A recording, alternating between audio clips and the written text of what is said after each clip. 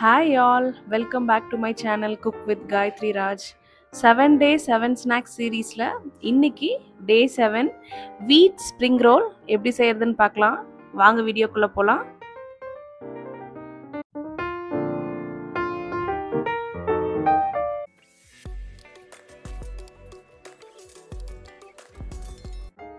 wheat spring roll செய்யறதுக்கு தேவையான பொருட்கள் ஃபர்ஸ்ட் அதுக்கு மாவு எப்படி பிசையறதுன்னு பார்க்கலாம்.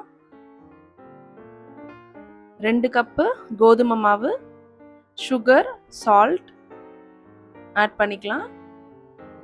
இது எல்லாத்தையும் நல்லா மிக்ஸ் பண்ணிட்டு வாட்டர் ஆட் பண்ணிட்டு சப்பாத்தி மாவு மாதிரி பிசைஞ்சிக்கலாம். பிசைஞ்சிட்டு ஒரு 30 minutes ரெஸ்ட் பண்ண விட்டுறலாம். இப்போ ஃபில்லிங் எப்படி செய்யறதுன்னு பார்க்கலாம்.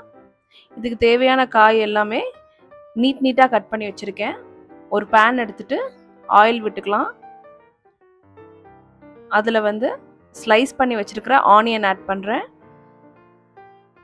Carrot, cabbage, capsicum, green chilli, chilli powder, salt இது எல்லாத்தையுமே ஒரே டைமில் ஆட் பண்ணிக்கலாம்.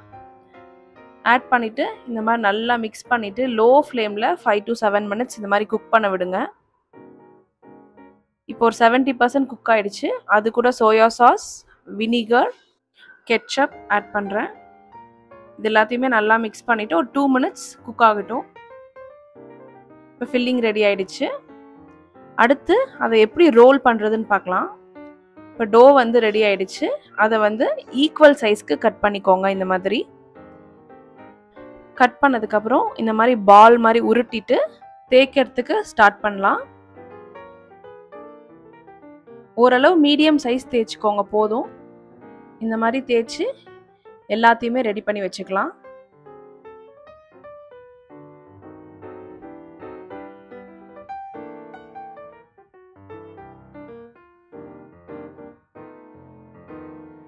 நம்ம ஒன்று மேலே ஒன்று அடுக்க போகிறோம்.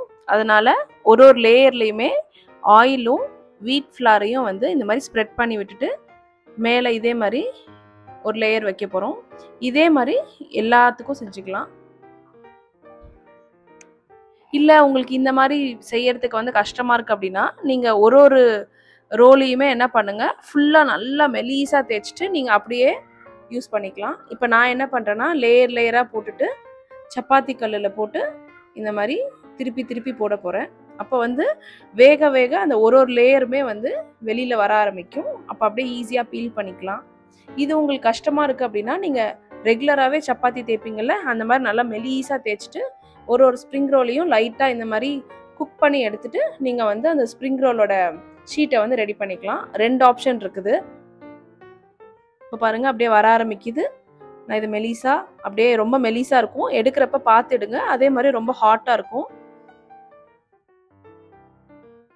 கோதுமை மாவு வேண்டாம், நான் மைதாவில் செய்கிறனால நீங்கள் மைதாலையும் செய்யலாம். பட் கோதுமை மாவும் டேஸ்ட் நல்லா தான் இருக்கும். இப்போ பாருங்கள் இந்த மாதிரி ரிமூவ் பண்ணியாச்சு. இதே மாதிரி திருப்பி போட்டு ஒரு லேயராக நீங்கள் ரிமூவ் பண்ணி எடுத்துக்கணும். இப்போ ரிமூவ் பண்ணி எடுத்து வச்சுட்டு எடுக்க ஒரு துணி போட்டு மேலே மூடி வச்சுக்கோங்க. அப்போ தான் ட்ரை ஆகாமல் இருக்கும். இப்போ இதை எப்படி ரோல் பண்ணுறதுனா உள்ளே ஃபில்லிங் வச்சுக்கலாம். ஃபில்லிங் வச்சுட்டு எட்ஜஸ் எல்லாமே கோதுமை மாவு தண்ணியில் கலந்து ஒரு பேஸ்ட் மாதிரி ரெடி பண்ணிக்கோங்க. அதை அப்ளை பண்ணிவிட்டு இந்த மாதிரி ரோல் பண்ணிக்கலாம். ஸ்டார்டிங்கில் கொஞ்சம் இதாக இருக்கும், அப்புறம் போக போக ஈஸியாக இருக்கும். இப்போ எப்படி ஃப்ரை பண்ணுறதுன்னு பார்க்கலாம். ஆயில் ஹீட் ஆனதும் ஸ்ப்ரிங் ரோலில் ஆட் பண்ணிடலாம். திருப்பி போட்டுக்கலாம். இதுக்கு ஆயில் கொஞ்சம் ஜாஸ்தியாக தேவைப்படும்.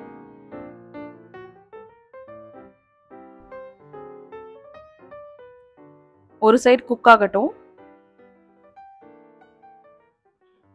இப்போ திருப்பி போட்டுக்கலாம். அந்த மேலே இருக்கிற கோட் பார்த்தாலே தெரியும் உங்களுக்கு, அது நல்லா குக் ஆகிடுச்சு. ஸோ இப்போ இன்னொரு சைடு குக் ஆகட்டும். இப்போ ரெடி ஆகிடுச்சு. இப்போ ரொம்ப சூப்பரான கிறிஸ்பியான வீட் ஸ்ப்ரிங் ரோல் ரெடி ஆகிடுச்சு. நீங்களும் இதே மாதிரி வீட்டை ட்ரை பண்ணி பார்த்துட்டு எப்படி இருக்குன்னு சொல்லுங்கள். வீடியோ பிடிச்சிருந்தா லைக் பண்ணுங்கள், ஷேர் பண்ணுங்கள், subscribe to cook with Gayathri Raj channel. Eat tasty, be happy.